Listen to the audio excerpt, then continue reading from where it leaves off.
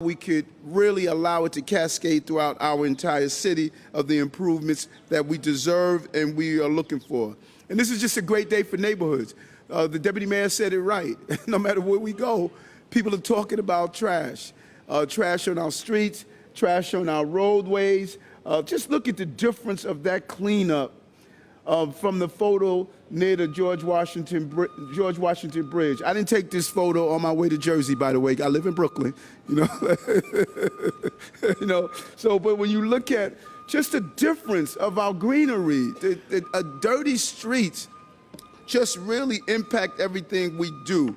And so we heard the complaints loud and clear, and we are responding to the complaints on the ground because a clean city is a city that we are really concerned about. Too long, these areas have been ignored. We are not going to do that today. We're putting those conditions in the bins. These trash bins are going to be put in place in our city, and we're going to ensure the actually emptying of the trash bins. We're making investments in cleanliness in the city that has never before been carried out. When you look at the adopted budget, we're putting our money exactly where the concerns are. $22 million in funding for litter basket service, which with baskets like these to be empty 50,000 times more than pre-administration. 50,000 times more. You've all noticed it. Baskets overrun. We realize it. People spill over. So we're telling the public, do your job, put it in the bin. They go to the bin, they put it in, but the bin is overflowing. So we have to be consistent with our message, and that's why we are putting the money in to have these bins emptied more often. In this case, more means less. Less on our streets, less on our curbs, less in our community. So overflowing and smelly trash on the sidewalk would help us eradicate or alleviate this problem to the point of eradication. We're also funding $7.5 million, and I love this precision cleaning initiative to erase illegal dumping. Precision policing, precision cleanliness, precision dumping. We have to use taxpayers' dollars more, and precision attacking the problem is utilizing the tax dollars better. And $4.5 million for cleaning of vacant lots, allowing a return to pre-pandemic staffing levels at the Department of Sanitation lot cleaning unit. These lots, for the most part, are in underserved communities. We're zeroing in. We are going to allow the lot cleaning unit to go in and do the cleanup that's necessary. And so this funding will stop the vacant lots across the city that are largely located in traditional low-income communities. They become dumping grounds, and we want to just use our precision approach to look at these lots. So we know clean streets are vital to the vibrant neighborhoods and to the city's economic recovery. They go hand in hand. People don't want a dirty city, don't want a dirty place to live. We want it to make it easier, safer, and healthier for our entire city. So we put our money behind the strongest through our budget. Commissioner Tisch has been clear. She wants to do it in a precise and precision way to make sure that we can reach the goals that we want. Summer's here. We want our streets to be as clean as the New Yorkers who walk on the streets. And I'm really excited about this announcement. This is not a sexy project, but it is a clear project that impacts the quality of life of New Yorkers. Job well done. I want to thank the strongest who are here for the job that they're doing. I'm continuously encouraged by their commitment and dedication. Sometimes we don't see you guys, but I'll tell you something, we'll miss you if you're not there. And so we thank you for the job well done. Commissioner. Next, we're going to hear from Commissioner Jesse Tisch, one of the most excited people in the entire city about trash. Thank you, Mayor Adams and Deputy Mayor Joshi. As most of you know, historically, the Sanitation Department has had 3 core functions: curbside collection, snow removal, and cleaning. But at the beginning of the pandemic, the budget for one of those functions cleaning was completely decimated through cuts, and anyone who looked outside could see the difference immediately. The numbers don't lie. February of 2020, before the cuts, there were 58 311 complaints citywide for overflowing litter baskets. By July of that year, only 1 month after the budget cuts, that number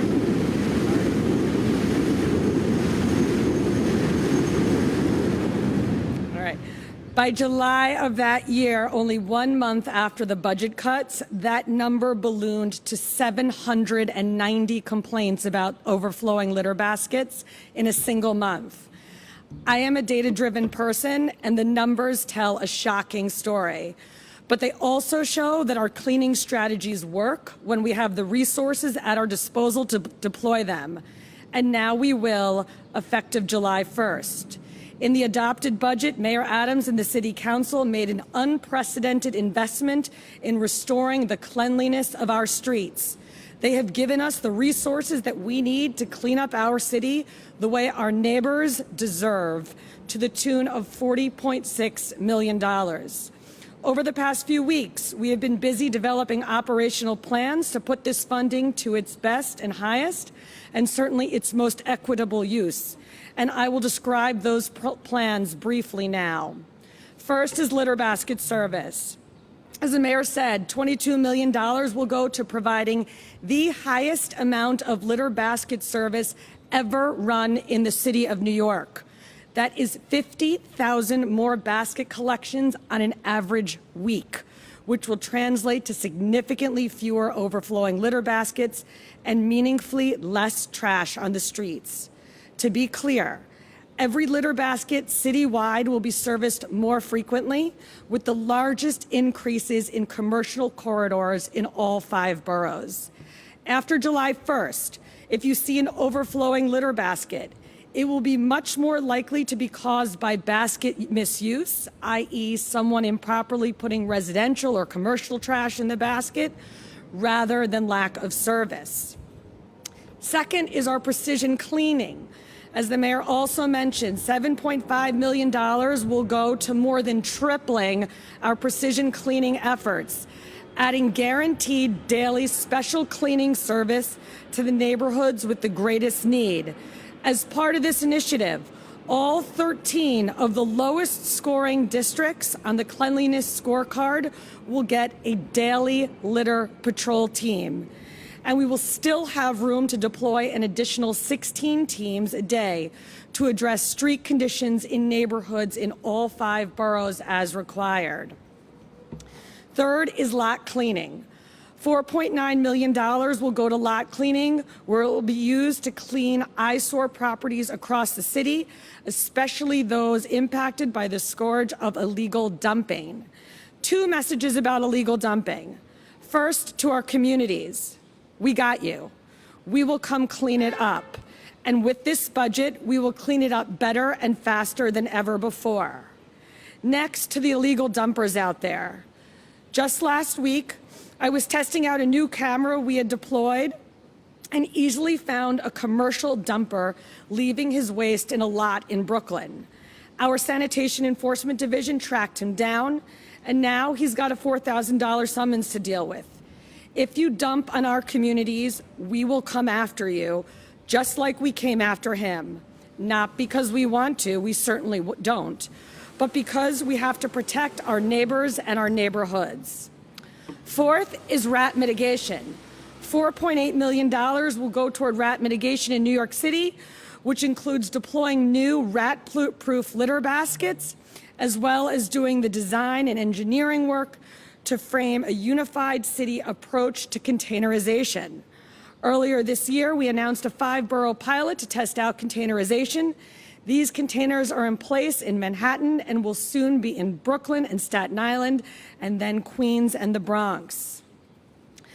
And let's not forget that all of this is on top of the restoration of full street sweeping and the brand new sweeping of bike lanes, which goes into effect on July 5th. So after the July 4th holiday, whatever it says on the signs goes. I am very confident that all of this will make a real noticeable difference in every borough and every neighborhood in our city. This summer, our neighborhoods are poised to come back cleaner and our city stronger. Thank you so much to Mayor Adams, to Councilmember Salamanca, and the entire City Council for such a bold investment in this essential service.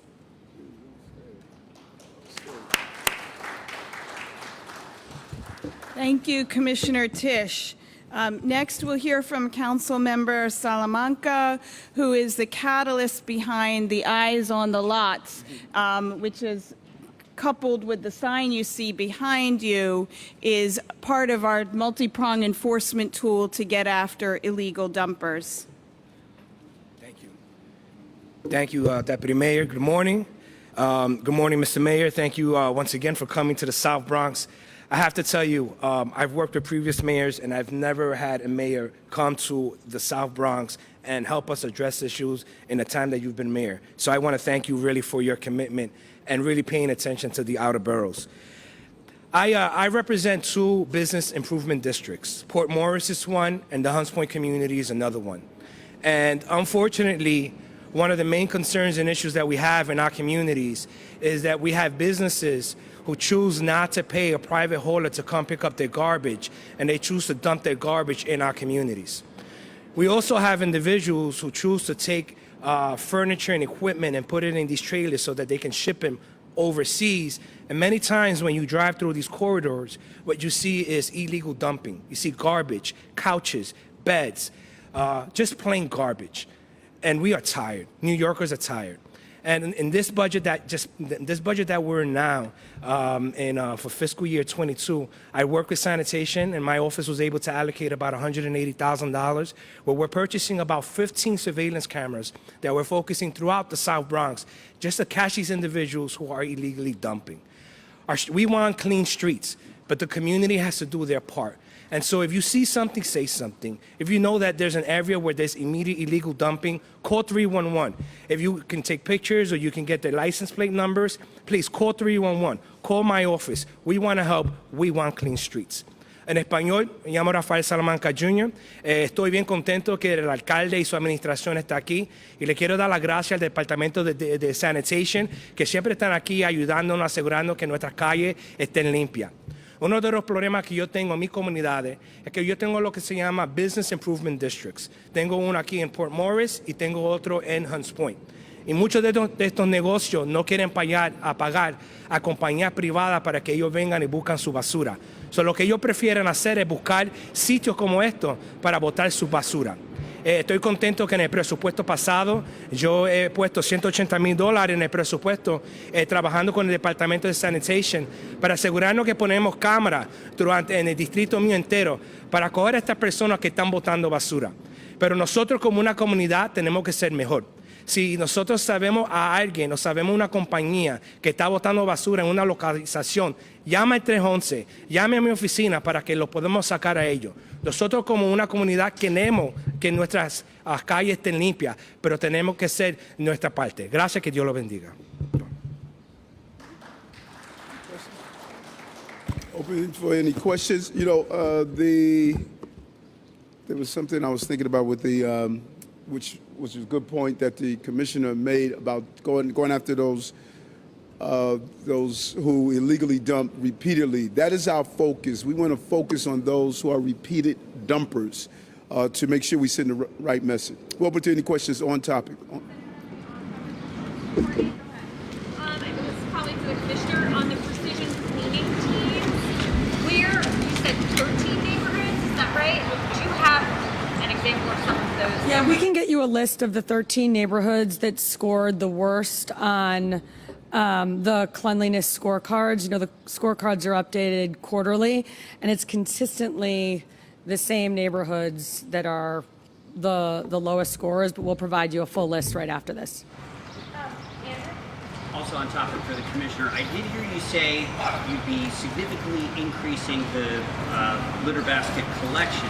Did you also mention more baskets themselves? Because what we hear from people is, yeah, I'd love to dispose of my trash, but there's no can on the corner. We hear it all the time. Yep, so two things on that. The first is we are developing a brand new litter basket for New York City. These baskets, the mesh ones that you see, have been around since like the 60s or the 70s. They've been around a really long time. And notably, they are not rat proof. They have holes all over them. That is like a part of the fundamental part of the design. And we are developing a rat-proof litter basket, and some of the funding for rat mitigation is going to go to replacing the mesh litter baskets with a new rat-proof litter basket of the future. That's the first thing. The second thing is, historically, the city has had about 23,000 litter baskets citywide. And that number hasn't changed, doesn't change very often because of the collection costs associated with servicing them. What I have asked my staff to do, because we get requests for new litter baskets all the time, what I have asked my staff to do is take a new, fresh look at what the optimal number of litter baskets are and where they should be placed. So I am very open to adding to the number of litter baskets in the city, because I have been on tours with council members and walked through neighborhoods where you're 100% right, there should be a litter basket in a location. That doesn't mean we'll agree on every location, but certainly we are open to adding litter baskets in the city. Any other on-topic questions? Mr. Mayor, somebody from your staff said earlier that the graffiti up there, this is the MTA's responsibility up on the trellises. Has the city talked to them about trying to kind of get cleaned up there? I mean, you guys got this whole area. I was also wondering when the photos were taken. Yeah, two things. Number one, going back to what the commissioner said about these baskets. These little prongs here, these little holes here that they designed, these are rat steps. I watch these rats climb up these baskets, you know, so we've assisted them, you know, in this design. So we have to get a new model.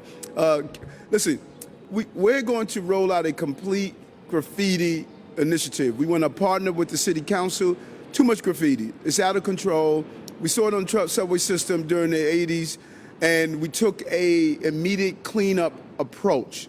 You know, you allow one tag, it continues to grow to another tag, and so when you look going down Atlantic Avenue, parts of the Bronx, there's just too much graffiti in our city, and we want a comprehensive approach on how to go after it. Partner with the MTA, partner with local store owners. We got it. This is unacceptable. This adds to the uncleanliness of our city. Any other on-topic questions? Yeah, Courtney? Just a point of clarification on the new litter baskets. They're not designed yet, right? They're like in the process. They are designed, and we are working now to have them manufactured, and so you will see them start to come on the streets of the city this year. And we're looking at the containers for garbage. We have to change the way we handle garbage in our city. Other countries are doing a better job. You know, plastic bags, even if they're smelling, plastic bags don't stop rats. Those rats use it as perfume. You know, so we gotta be more thoughtful on how we store and pick up garbage, and those are some of the things we're looking at. Okay, we have time for a few more on-topic. You have an on-topic? Go ahead.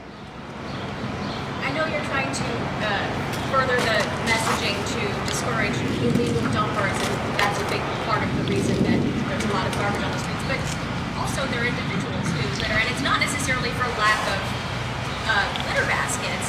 See people littering even when there's a litter basket nearby, or tossing garbage out of their car windows. I see that all the time on city streets, and it really accumulates. Should there be more messaging to discourage that? Yeah, no, you're right, because if you look here, this is not illegal dumping. This is people driving onto the GW or coming across and just throwing their stuff out, you know. So we believe if we start doing our job, sending the right message, and going back to not heavy-handed, but really engaging in interaction with people about littering. It's, you know, you're not supposed to litter. And so it's about a mindset, as you just stated, of everyday New Yorkers. This is our city. Sweep up in front of your house. do all the small things to make sure that we are doing the right thing to match what government is doing. Yep. Okay. So you guys can. Mayor Adams, you Yes. went to a women's clinic, I believe, today. What did you hear, and what is the city going to open, roll out the welcome mat the way the state is talking about doing for women in states where they cannot get abortions? Yes, we went to an H&H facility, and to be honest, I was pleasantly surprised to see how H&H is playing a real role. People often think that it's the other clinics outside, like Planned Parenthood, but H&H is doing a real good job. Certain things jumped off at me right away. Number one, we have to do a better job of broadcasting that you can come to H&H. You could come to a hospital with privacy, because since it's a hospital, people don't know why you're going, and you'll have the privacy that you want. Same day care is given. Someone can walk in and receive the necessary care and counseling. It was extremely impressive. And what I really enjoyed seeing was the number of women who were assigned there.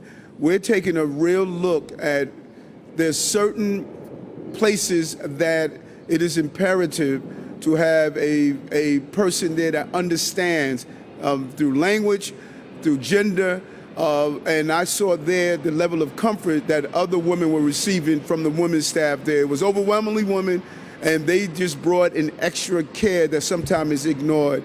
And I was excited about what I saw today, and they've been preparing for 5 years on this Supreme Court ruling. For 5 years, they've been preparing on how do we build the infrastructure so we're here for those women who come into the city for looking for services. The women here know they can have the services, and those who are coming into our city. Jack, go ahead. Mayor, will you be able to designate public areas such as the subway system, buses, trains and parks as sensitive areas where the concealed carry ban will remain intact? And if so, what sort of legal challenges does the city anticipate? The governor, we've asked her to call for a special session to go back and look at the legislation, and we have to do this as a partnership, because if we do it incorrectly, we're going to open ourselves up for another ruling. We'll open ourselves up for a pause in what we're doing. So we want to coordinate with the cities, coordinate with our city councils, our local lawmaking bodies, and have the governor lead the charge on what new definition of sensitive locations should be, because we have to get it right. If we get it wrong and try to go outside our scope, we can put ourselves in a bad place. And so this is going to increase our labor. It's going to make it more challenging for police officers, court officers, non-sensitive locations. We're looking at how we can effectively minimize the damage that the Supreme Court has handed down. Those sensitive areas, do you hope that to apply them to subway systems, buses, parks, trains, those sorts of areas, are they what you want deemed sensitive areas? Our legal team is going to make that determination, because we can't just classify something as a sensitive location. It must fit within the parameters of the ruling. And so our legal teams are looking at that to come up with the appropriate way to define what a sensitive location is. We can now do governmental buildings and certain things we can do, but trying to do an expanded definition is going to have to fall within the legal team's understanding of the ruling. We have time for two more questions. Steve and then Andrew. Andrew. Yeah, go ahead, Steve. Mr. Mayor, first on that same page regarding the labor you mentioned that's going to be a product of this Supreme Court ruling and the additional rules, what kind of policing strategies do you foresee are going to be needed here to enforce something like a sensitive area? It seems like it could be very antagonistic to try and go after that kind of thing. And I said before that this was keeping me up at nights, because you could only imagine. Nothing changes now. And probably for the next, until it comes back down to the local court. But when it gets in full stride, a year from now, a year and a half from now, and you start to see a substantial uptick in guns and people carrying guns. It's going to be hard, you know. We have to figure this out. And I spoke with the commissioner of knowing that you can be in Times Square and, you know, hundreds, thousands of people can carry a weapon. And how do you police that? How do you police it in places that are not sensitive locations? We're figuring it out. We're going to get it right, but I am not going to try to downplay how this is going to really put us in a place that we have to use methods of policing. Because historically, if someone had a gun, approaching them and determining if they carry that gun legally, because we have very little carry permits. We may have had target permits, but we had very little carry permits. And so now, you know, everybody's carrying. Everyone will have the opportunity to carry. And so the commissioner, her team, we're looking at how do we change our policing strategies to this new norm in our city. Listen, let me tell you something. The Supreme Court really made America a very dangerous place, particularly in New York City. I just don't know what they were thinking about to allow this to happen. One thing for sure, they were not thinking about New York. You know. Mayor, tomorrow, New York City pools open.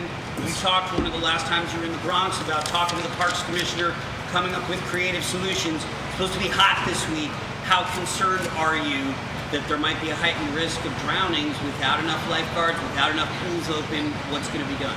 Well, and we're still leaving no stone unturned. We have a couple of creative ideas we're going to put in place to deal with this national problem.